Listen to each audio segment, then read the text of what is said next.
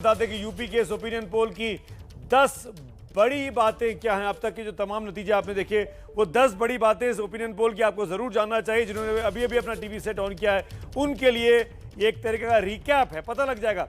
UP में BJP की फिर से सरकार बन रही है, लेकिन भारतीय जनता पार्टी को करीब 96 सीटों का नुकसान हो रहा है।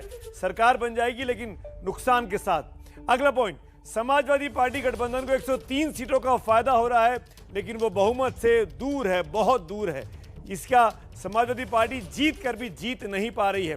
बहुमत के लिए समाजवादी पार्टी को 8% वोटों के फर्क को खत्म करना होगा।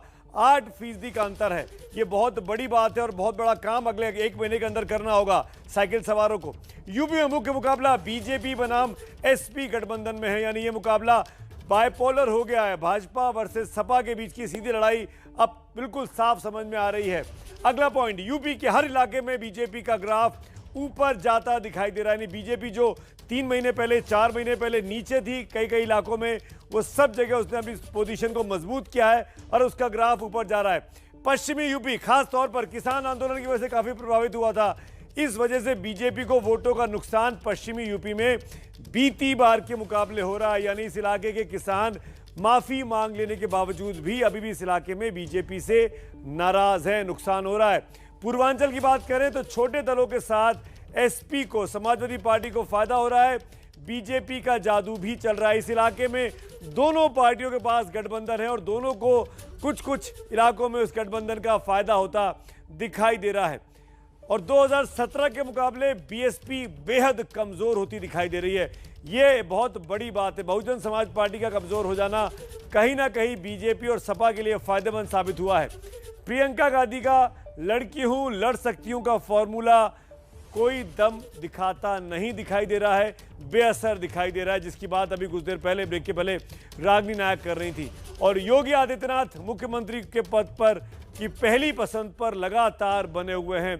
इनके बीच भी अभी करीब 10% का फासला है योगी आदित्यनाथ के बीच और अखिलेश यादव के बीच।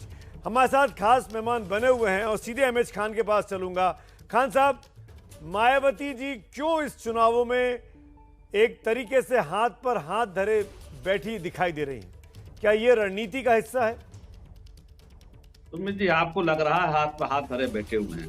हमारे 70% कैंडिडेट डिक्लेयर हो चुके हैं जो अपने क्षेत्र में काम कर रहे हैं। इनको सी वोटर्स को क्या बताया जाए?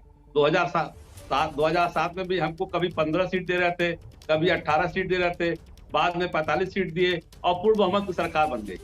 क्या ये सी वोटर्स पेट्रोल का दाम खत्म कर दिया, डीजल के दाम खत्म कर दिए?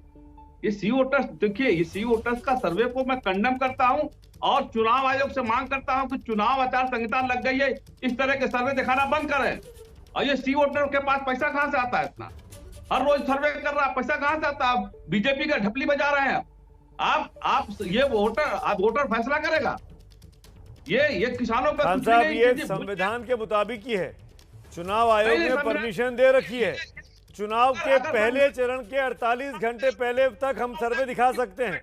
यशवंत देशमुख सवाल खड़े कर रहे हैं। एमएच खान साहब जवाब दीजिए। यशवंत देशमुख है मेरे साथ। यशवंत जी,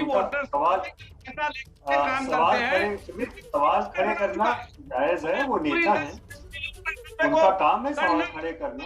तो जब फ्रॉड है, ये कुछ नहीं है। ये इसमें जनता को आप बरगलाना चाहते हैं, आप बरगला नहीं सकते जनता को। खान साहब यू मेड योर पॉइंट। आपने सवाल खड़ा किया। खान साहब, रिक्वेस्ट है मेरी, आपने सवाल खड़ा किया सी वोटर पर, पूरे सर्वे पर। हम लोगों ने इसको कमीशन किया। मैं यहाँ बैठा हुआ हूँ इस चैनल का कार्यकर्ता होने के नाते। यशवंत देशमुख यहाँ बैठे हुए हैं। आप हमारे नियत पर सवाल खड़े कर रहे हैं। Let them respond. बिल्कुल ठीक है ना? यशवंत देशमुख, पहले यशवंत देशमुख, पहले यशवंत सवाल खड़ा कर रहा हूं। अभी सुन तो लीजिए, कैंडिडेट आए, सुन तो लीजिए। किसी पार्टी का एमएलए का कैंडिडेट कोई आया आज तक? कभी सुन तक तो नहीं आया। लीजिए। हमारी पार्टी का आ चुके हैं। मेरी बात भी पूरी हो जाने दीजिए ना। मेरी बात भी पूरी होने दीजिए। अच्छा चलिए, आप चलिए लीजिए, मेरी बात लीजिए 30 सेकंड 40 सेकंड लीजिए। बोलिए 10 सेकंड। अभी जो ये सी वोटर के साहब बैठे हैं, इनको पता भी है किसी पार्टी का टिकट बटा भी, किसी पार्टी का टिकट नहीं बटा। हमारी पार्टी का टिकट बट चुका, 70% टिकट आ चुके हैं। आप किस पे सर्वे कर रहे हैं? अभी पार्टी का टिकटॉक बटने दीजिए, अभी सर फुटा हुआ लोग एक सीट पर, फिर कैसे आप सर्विस बताएंगे? फिर क्या बताएंगे? आप जनता मूर्ख नहीं है, जनता हर घर में मोटरसाइकिल है, हर घर में स्कूटर है, हर घर में ट्रैक्टर है, ट्राली है, सब लोग चला रहे हैं, देख रहे हैं महंगाई कहां सर पे पहुंच गई है।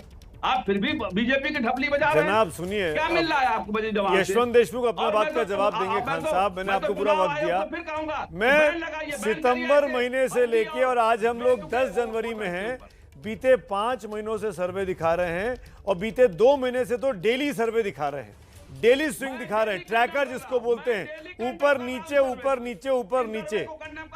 ठीक है, आप करिए, कंडेम करना आपका अधिकार है और इसीलिए मैंने आपको मंच दिया है। मुझे आपके कंडेमिनेशन से डर नहीं लगता, पर बोलने दीजिए सबको, बोलने दीजिए सबको। यश